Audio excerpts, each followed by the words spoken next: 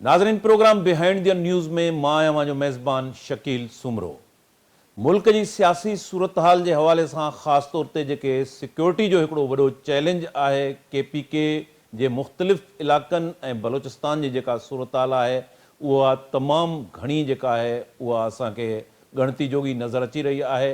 ऐं उन खां सवाइ इंटरनल जेके पॉलिटिकल इंस्टेबिलिटी सां मामला आहिनि ऐं ख़ासि तौर ते जेको मुआशी मामला आहिनि उहे भी पाकिस्तान के हवाले से शहबाज शरीफ की जेका हुकूमत है उन जे लाइ वॾो चैलेंज आहिनि। मखसूस निशस्तुनि वारे फ़ैसिले खां पोइ PTI जे तरफ़ां इहो इल्ज़ाम ॾिनो वियो आहे त 41 जेके हुननि जा MNA आहिनि उन्हनि जी हॉर्स ट्रेडिंग जे हवाले सां उन्हनि ते प्रेशर विधो पियो वञे। इलेक्शन खां पोइ पार्टी वाबस्तगी ज़ाहिर करण जे हवाले सां अॼु मुस्लिम लीग नून जे MNA जेको आहे उहो इलेक्शन कमीशन जे हवाले सां तरमीमी बिल क़ौमी असम्बली में पेश किया है। पाण उन ते भी ॻाल्हाईंदासूं, पर अॼोके प्रोग्राम में पंहिंजो फोकस हूंदो ॿ सूबा, उहो ख़ैबर पख्तूनख्वा ऐं उन सां गॾोगॾु बलोचिस्तान अगवान जेका पॉलिसी है, अगवान बॉर्डर सां जेके मामला आहिनि उन्हनि ते भी अॼोके प्रोग्राम में डिस्कस कबो। प्रोग्राम में असांखे जॉइन किया है सीनियर सहाफ़ी ऐं सीनियर तजिए निगार रियाज़ सोहेल साहब।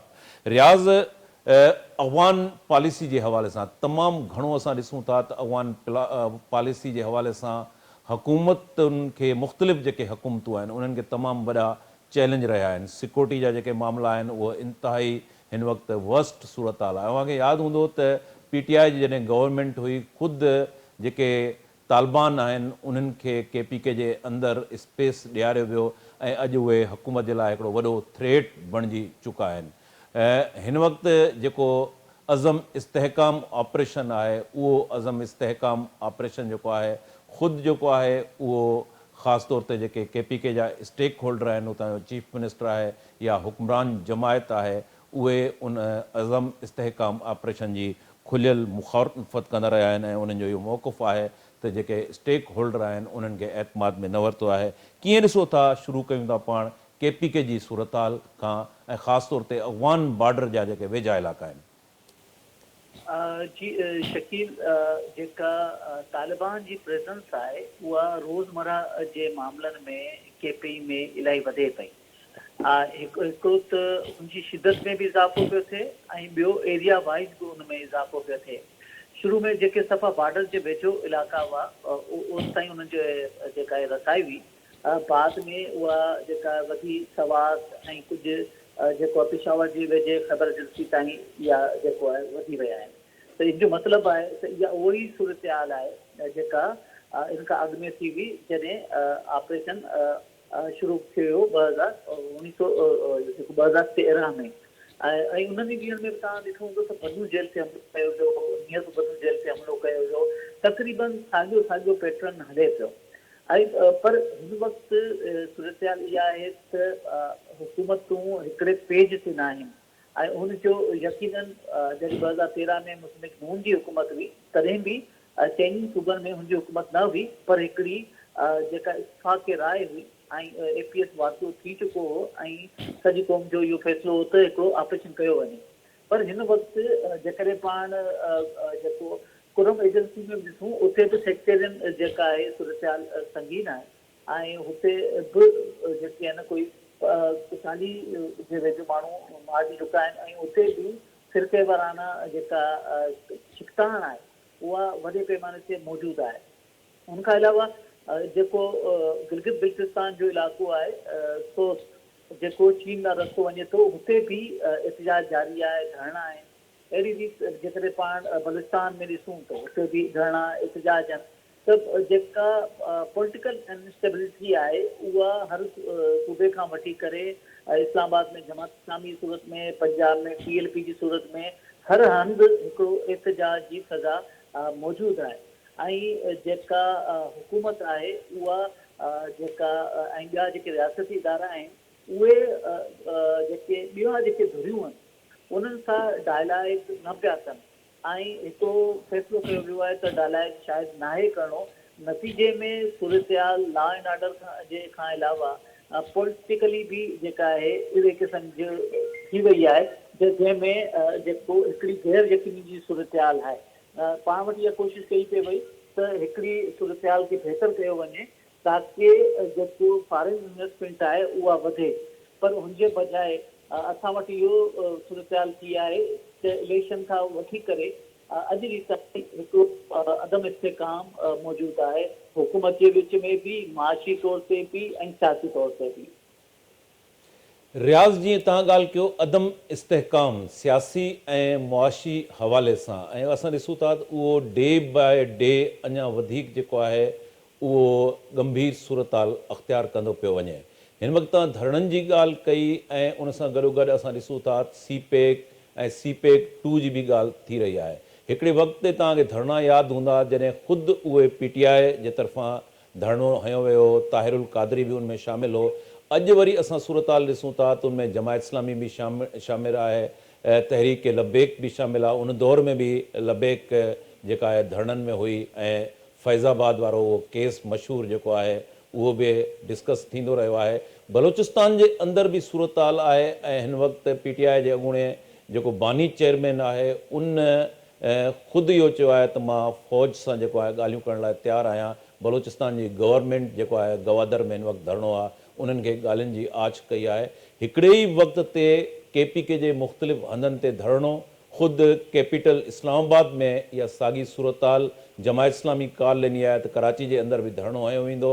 उन खां बाद में बलोचिस्तान जी सूरताल गवादर जे हवाले सां उहो बि तव्हांजे आॾो आहे ऐं इन सॼे सिक्योरिटी मामलनि में अज़म इस्तेहकाम जेको ऑपरेशन आहे उहो बि जारी आहे।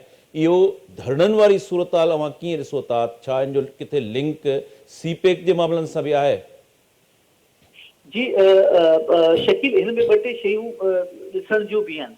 हिकिड़ो त पाकिस्तान में जॾहिं वॾे पैमाने ते जॾहिं एस्टेब्लिशमेंट में मुक़ररियूं बदिलियूं थींदियूं आहिनि ऐं जेके प्रमोशन थियणा हूंदा आहिनि ऐं जॾहिं हिकिड़ो जेको टेन्यूअर पूरो थींदो आहे त माज़ी जी सूरतहाल असांखे ॿुधाए थी त पॉलिटिकल चेंजिस थियणु शुरू थींदियूं आहिनि।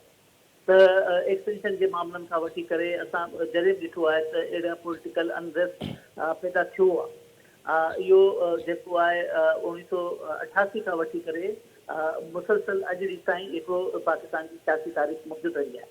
बाक़ी जेसि ताईं ॻाल्हि आहे सीपेक जी, त सीपेक वॾे अरसे खां ख़ासि तौर ते बलूचिस्तान में हिकिड़ो सुस्त रवैये जो शिकार रहियो आहे, जंहिंजो इज़हार ख़ुदि हुकूमत कई आहे, कंदी रही आहे त तहरीक इंसाफ़ जे ज़माने में सीपेक जा रिलेटेड जेके बि प्रोजेक्ट हुआ उहे हॉल्ट थी विया, उहे रुकिजी विया हुआ। बाद में जॾहिं शहबाज शरीफ़ जी हुकूमत आई त उन्हनि वरी उन्हनि खे जारी कयो, पर हुते बि अञा ताईं वधीक का इन्वेस्टमेंट न आई हुई। त इन करे सीपेक जे इशू ते एहतजाज ऐं सभु कुझु आहे, पर सीपेक खां वधीक करे हाणे जेके मामला हुआ उहो SIFC वारे पासे थी विया हुआ ऐं जेके गल्फ स्टेट जी इन्वेस्टमेंट जेका आहे मुतवक़ा हुई ऐं हिन हवाले सां कॉर्पोरेट फार्मिंग आहे, हिन हवाले सां ॻाल्हियूं कयूं पियूं वञनि। पर जेका पहिरीं ॻाल्हि पाण करे चुका आहियूं त जेके बि इंटरनेशनल डोनर्स आहिनि, बैन अवी सरमायाकारी आहे, हुन लाइ पॉलिटिकल स्टेबिलिटी ज़रूरी आहे ऐं पॉलिटिकल स्टेबिलिटी जेसि ताईं नथी अचे त हिकिड़ो ॻोठ हुजे, हिकिड़ो शहर हुजे या मुल्क हुजे, को बि माण्हू जेको आहे न पंहिंजी शिड़प न कंदो आहे। त हिन जा जेके एहतजाज जी सूरतहाल आहे, यकीनन हिन जा कुझु सूबाई महरकात आहिनि, हिकिड़ा क़ौमी महरकात आहिनि, हिकिड़ा मुल्की महरकात आहिनि ऐं हिकिड़ा एस्टेब्लिशमेंट जा बि महरकात आहिनि। रियाज़, PTI जे सॼी हिन फिनामिना खे कीअं ॾिसो था? ज़ाहिर आहे PTI हिकिड़ो वॾी हिन पॉलिटिकल सिस्टम जे अंदरि स्टेक होल्डर आहे, अपोज़िशन जी वॾी जमायत आहे, मख़सूस निशस्तुनि वारो जेको सुप्रीम कोर्ट जो फ़ैसिलो आहे उन फ़ैसिले खां पोइ कुझु जेके MNAs आहिनि उहे जेको आहे उन नोटिफाई थी चुका आहिनि। 40 खां वधीक 41 जो मां सम्झा थो अंग आहे, उन्हनि जो मामिलो अञा इल्तवा में आहे। उन खां पोइ अॼु जेको आहे क़ौमी असेंबली में इलेक्शन तरमीमी एक्ट जेको आहे उन जे लाइ बि बिल पेश कयो वियो आहे। त पॉलिटिकल जी PTI जे फिनामिना खे कीअं था ॾिसो? शकील, इहो मुसलसल नज़र पियो अचे त PTI खे जुडिशरी पारां रिलीफ पियो साम्हूं अचे, जंहिं ते जेके हुकूमत में शामिल पार्टियूं आहिनि उहो एतिराज़ बि कनि पियूं ऐं उनखां अलावा जेका पाकिस्तान फौज जो जेको तर्जुमान आहे उहो बि कई भेरा उनजो इज़हार करे चुको आहे ऐं बार बार चई चुको आहे त उन्हनि खे माफ़ न करणु घुरिजे न मई वारे मामलनि में। हाणे जेको पार्लियामेंट आहे उहो बि अहिड़े क़िस्म जी लेजिस्लेशन करे पई, यानी हुकूमत पार्लियामेंट ऐं आर्मी हिकिड़े पासे आहिनि, जॾहिं त जेका जुडिशरी आहे ऐं उहा PTI खे अञा ताईं रिलीफ पई ॾिए। त हिन में जेके रियासत जा जेके बुनियादी इदारा आहिनि उन्हनि में बि हिकिड़ो इख़्तिलाफ़ राय नज़र पियो अचे, यानी रियासती इदारनि में बि हिकिड़ी टकराव वारी सूरत आहे, जहिड़ी रीति सियासी धुरियुनि में हिकिड़ी टकराव वारी सूरत आहे।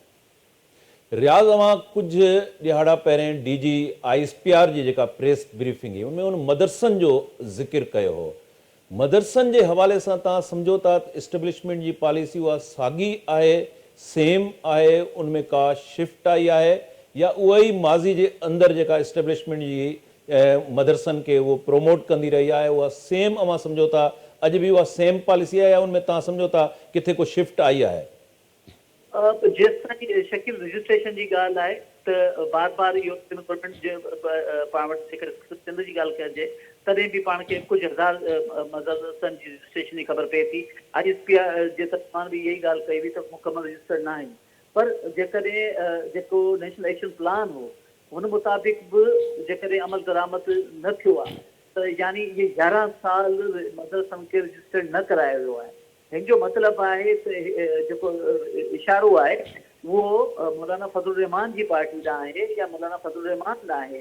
सिर्फ़ु वॾे तादाद में मदरसा जेके आहिनि उहो देवबंद मकतबा फ़िक्र जे माण्हुनि जा आहिनि, जंहिंखे जे उहा सपोर्ट कंदी रही आहे ऐं जंहिंजी जेका क़ुवत आहे उहो मदरसा आहिनि। ऐं जॾहिं बि अहिड़े क़िस्म जा एहतजाज वग़ैरह थींदा आहिनि त उहो उन्हनि में उन्हनि जे बतौर कारकुन बि इहे कंदा आहिनि। ऐं जेका मदरसनि जी जेका वफ़ाक़ी मदरसनि जी जेका तंज़ीम आहे ऐं जेका वॾा आलिम ऐं मुफ़्ती आहिनि उहे बि उन्हनि सां सियासी तौर ते सलाह ॾियनि। ऐं मौजूदा वक़्तु मौलाना फज़लुर रहमान जेको आहे उहो हुकूमत खां नाख़ुशि आहे, त हिन में असांखे इहो एलिमेंट बि नज़र अचे थो। रियाज़, बलोचिस्तान जी सूरत हाल ख़ासि तौर ते बलोचिस्तान जेको आहे उहो ईरान सां बि उनजी सरहद लॻे थी, मथां अफ़गानिस्तान सां बि लॻे थी। अफ़गानिस्तान सां मामला जेके आहिनि उहे बॉर्डर जे हवाले सां DG ISPR बि उनजो बार बार ज़िक्र कंदो रहियो आहे। स्पेसिफिक बलोचिस्तान जी हिन वक़्तु सूरत हाल छा आहे? बलोचिस्तान जी गवर्नमेंट चीफ मिनिस्टर जेको आहे उन्हनि सां ॻाल्हियुनि जी बि आच कई आहे जेको हिन वक़्तु बि धरणे ते वेठल आहिनि। शकील, बलूचिस्तान में जेका ॿिनि क़िस्मनि जी जदोजहद जारी आहे। हिकिड़ी उहे आहिनि जेके अस्करियत पसंदि आहिनि ऐं उहे मुसलसल जेके पाकिस्तानी फोर्सिस आहिनि उन्हनि खे निशानो बणाइनि पिया। कंहिं टाइम ते उहो वॾा जेके टारगेट आहिनि उन्हनि खे टारगेट कनि था। ऐं पर हर ॿिए टे ॾींहुं उहो जेके आहिनि इहे क्लेम अचनि था ऐं ॿिन्हिनि जेके फोर्सिस जा ऐं उन्हनि जा जेके मुक़ाबला बि थियनि था, पर उन में इज़ाफ़ो थियो आहे। यानी हिकिड़ी उहो पंहिंजे तौर ते हिकिड़ी शदीद उहा सूरत हाल आहे। ॿिए पासे हिकिड़ी पीसफुल जेका जदोजहद आहे उहा जेका बलूचिस्तान जे राइट्स जे हवाले खां आहे उहा बि जारी आहे ऐं उहा बि वधीक माण्हुनि में मक़बूल थिए पई। इन जी मक़बूलियत पाण अहिड़ी रीति बि ॾिसी सघूं था त बलोच जस्टिस कमेटी जॾहिं इस्लामाबाद ॾांहुं मार्च कयो ऐं उनखां पोइ जेको कुझु इस्लामाबाद में एपिसोड थियो हुनजे नतीजे में जेको बलूचिस्तान में टर्न आउट घटि रहियो ऐं रिवायती तौर ते जेके माण्हू कॉन्फ्रेंस पार्टियुनि खे वोट ॾींदा हुआ उहो उन्हनि खे वोट न मिलियो। इन करे बलूचिस्तान में जेका मेनूरिंग आहे, पॉलिटिकल मेनूरिंग आहे, इंजीनियरिंग आहे, उहा आसान थी। हिन वक़्तु बि माज़ी में करीब माज़ी में इहो पहिरियों दफ़ा ॾिठो वियो आहे त बलूचिस्तान में पब्लिक मोबिलाइज़ेशन तमामु वॾे पैमाने ते थी आहे। हर इलाइक़े मां माण्हू इन एहतजाज में शिरकत करण लाइ निकिता आहिनि ऐं हुननि जी ज़ाहिरा रस्ता रोक थी आहे ऐं बलूचिस्तान 3 ॾींहंनि खां ब्लॉक आहे। हिन जो मतिलबु हिकिड़ो इहो बि आहे त जेको माण्हू आहिनि उहा पंहिंजी असली क़यादत ॾिसणु था चाहिनि, असली जेका वॉइस पहुचाई वञे। हिन खां अॻु में ग्वादर में असां ॾिठो त वरियनि खां उते ॿियूं पार्टियूं खटियूं पिए, मगर माण्हुनि पोइ मौलाना हिदायतुर रहमान खे वोट ॾिनो ताकी उन जा मसइला पहुचनि ऐं रिवायती तौर ते उहे जेके सियासतदान आहिनि उन्हनि खे शिकस्त ॾिनी। अहिड़ी रीति मजमूई तौर ते बलूचिस्तान में माण्हू चवनि था त उन्हनि जा असली जेके मसइला आहिनि उहो उन ई अंदाज़ में फ्लोर ते पहुचनि। ऐं इहो ई कारण आहे त जेका रिवायती सियासी पार्टियूं आहिनि उन्हनि सां माण्हुनि जी लातालुकी पई वधे ऐं जेको गैर रिवायती पार्टियूं आहिनि जेके प्रेशर ग्रुप हुआ हुआ हाणे उहो पॉलिटिकल शक्ल इख्तियार कंदा पिया वञनि हिकिड़ी नई पॉलिटिकल मूवमेंट पई थिए।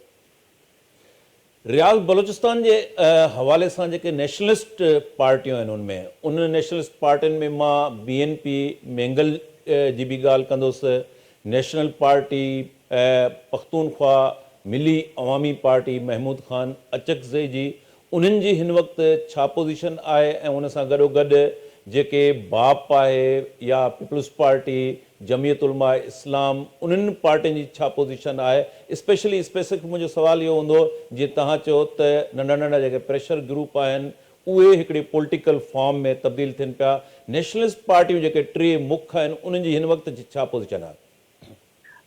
शकील जेको महमूद ख़ान अचकज़ई आहे उहो PTI खे सपोर्ट पियो करे, JUI PTI सां गॾु आहे, जहिड़ी जमात इस्लामी बि अक्सर गॾु आहे।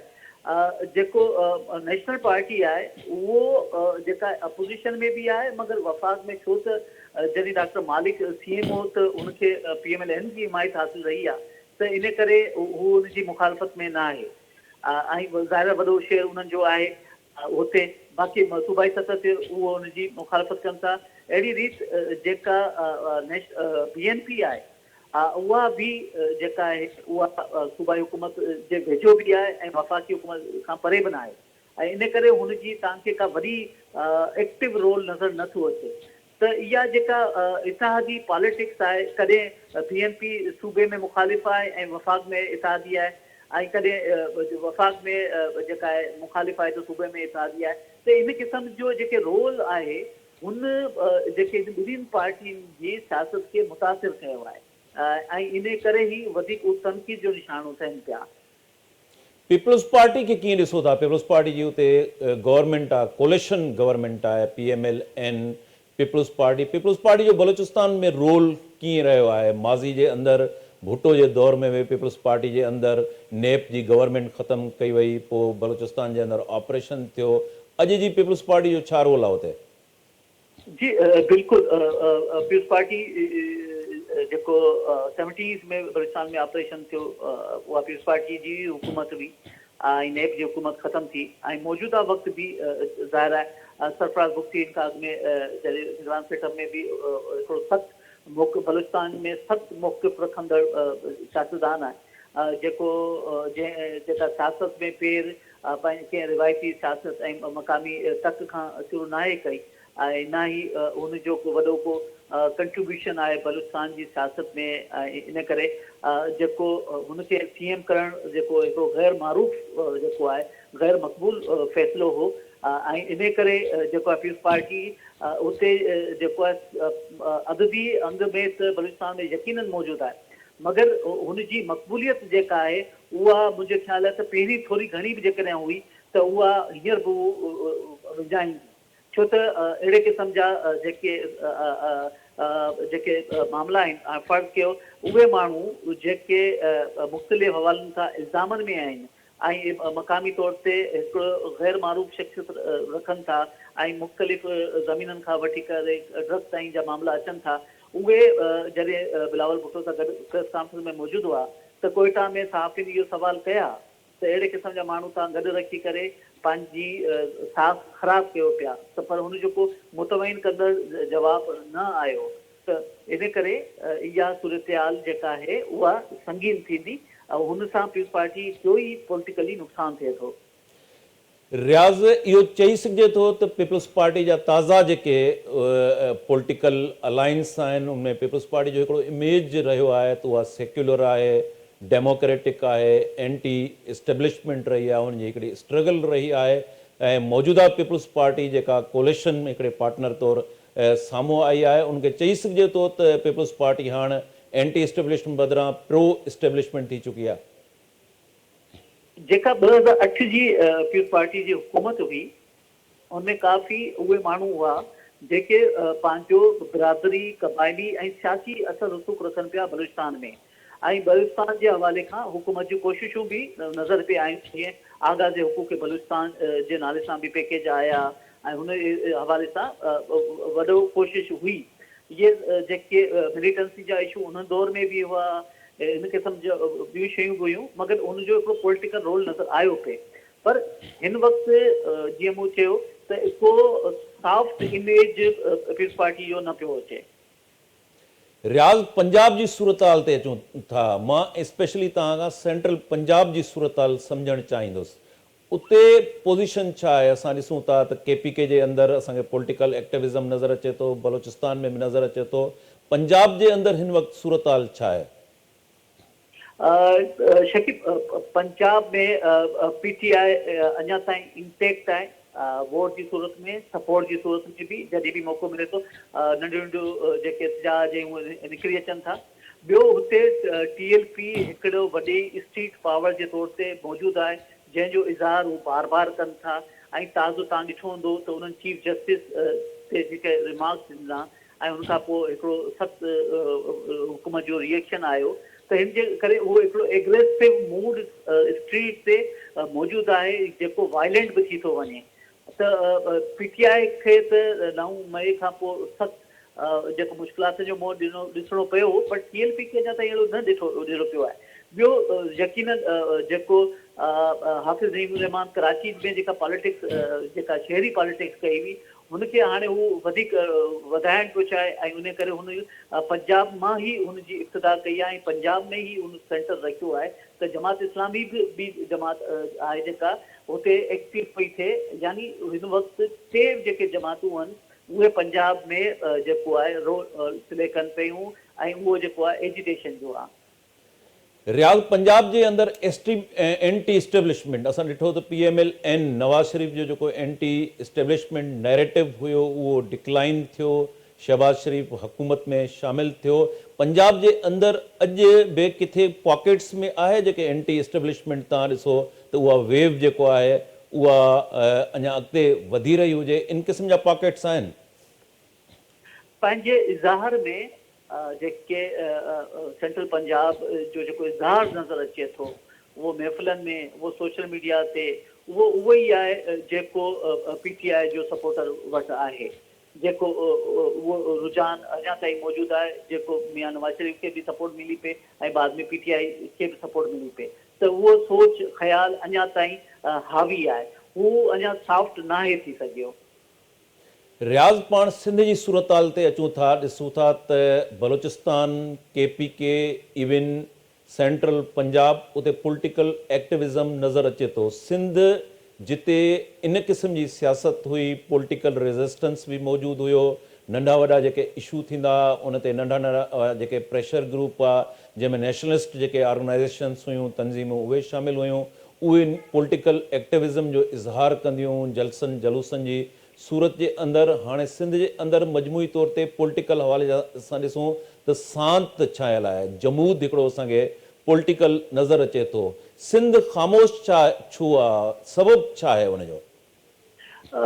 जेकॾहिं तव्हां ॿिनि वॾनि सूबनि में ॾिसंदो, यानी ॿिनि नंढनि सूबनि में जेको पश्तूननि वटि हिकिड़ी नौजवान क़यादत जे तौर ते पश्चिम मौजूदु हो, बलूचिस्तान में महारन मौजूदु हुई, त उन्हनि हिकिड़ो नई वाइट नयो जोश जज़्बो ॾिनो। सिंध में जेको जेका क़यादत आहे उहा यंगस्टर खे न मिली न आहे ऐं उहे इन तरीक़े सां पॉपुलर बि न पिया थियनि ऐं नज़र बि न पिया अचनि। असां वटि जेको पॉलिटिक्स जो जेको स्टाइल आहे, जेके इशूज़ आहिनि, उहे अञा ताईं माण्हू पाण सां रिलेट न पिया कनि। ऐं ॿियो जेको असां ॾिसूं था त माज़ी में बि जेका पार्लियामेंट्री पॉलिटिक्स सिंध में थी आहे अपशन जी बि, उहो घराणनि ते मुश्तमिल आहे, उहा जेके रूहानी गादियुनि ते मुश्तमिल आहे। त उहे गॾिजी करे कुझु ठाहींदा, हिकिड़ो अलाइड हुकूमत ठाहींदा हुआ, अलाइड अपोज़िशन ठाहींदा हुआ। त इन करे उन्हनि जी पब्लिक जेका मौजूदगी आहे, अवाम में मौजूदगी आहे, उहा को घणी न हुई। जंहिंजी जेका मौजूदा GDA बि तव्हांखे नज़र अचे थो त GDA सिंध में एज़ ए अपोज़िशन त मौजूदु आहे, पर हुनजो को मस्बत रोल नज़र न पियो अचे। न त जंहिं तरीक़े जा सिंध में प्रोजेक्ट जेके आहिनि रथिया वञनि पिया, जंहिंजी मनसूबाबंदी कई पई वञे, हुन ते यकीनन वॾो को जेको आहे आवाज़ उथे आहे, या माण्हू जेके आहे माण्हुनि खे मोबिलाइज़ेशन थिए आहे। माण्हुनि में मोबिलाइज़ेशन जेका पाण ॾिसूं त हिन खां में अरब स्प्रिंग खां वठी करे जेको ढाका में बांग्लादेश में थियो, हुनमें असांखे नज़र अचे थो त सोशल मीडिया वॾो रोल प्ले पियो करे, जेको इंस्पिरेशन बि ॾिए पियो ऐं मोटिवेशन बि ॾिए पियो, पर जेको लीडरशिप जो फुक़दान थो थी वञे, इन करे जेको गाइडलाइन ॾियणी आहे ऐं जेको डायरेक्शन ॾियणी आहे उहो क़यादत खे ॾियणी आहे। त इन करे तव्हांखे कई नौजवान पंहिंजो इज़हार कंदे सोशल मीडिया ते मिलंदा, ॿाहिरि मिलंदा, पर क़यादत जो फुक़दान पाण वटि मौजूदु आहे, जेका कॾहिं कॾहिं सिंध में आहे त कॾहिं ॿाहिरि आहे। त हाणे उहो जेको मौजूदा क़िस्म जी जेका क़यादत आहे हुनजो हिकिड़ो वॾो फुक़दान आहे। हिन मौजूदा वक़्तु जेकॾहिं असांखे एक्टिव किरदारु जेकॾहिं को नज़र अचे पियो, अयाज़ अली जो पंहिंजे तौर ते करे पियो, ज़ैन शाह पंहिंजे तौर ते करे पियो, मगर जेके पॉकेट्स में आहिनि सॼे सिंध में हिकिड़ो मोमेंटम पैदा थिए या को अहिड़े एक्टिव क़िस्म जो अलायंस हुजे, कुझु मुश्तरका नुक़्ता हुजनि, त उहो अञा न पियो थिए।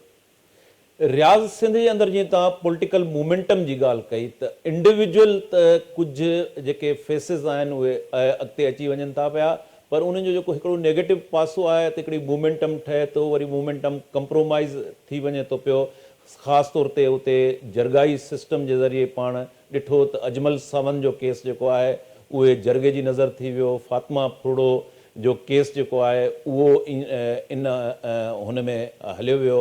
उनखां सवाइ हिते नाज़िम जोखे जो वॾो केस हुयो, मोमेंटम ज़बरदस्त ठहियो, अॻिते हली उहो बि केस कंप्रोमाइज़ थी वियो। ही पार्टी पॉलिटिक्स जे अंदरि को तंज़ीम जे हवाले सां का अहिड़े क़िस्म जो वॾो को स्ट्रॉन्ग का अहिड़ी शइ ठहे, अव्हांखे लॻे थो त ईंदड़ वक़्त में अहिड़े क़िस्म जो को स्पेस निकिरी सघे थो?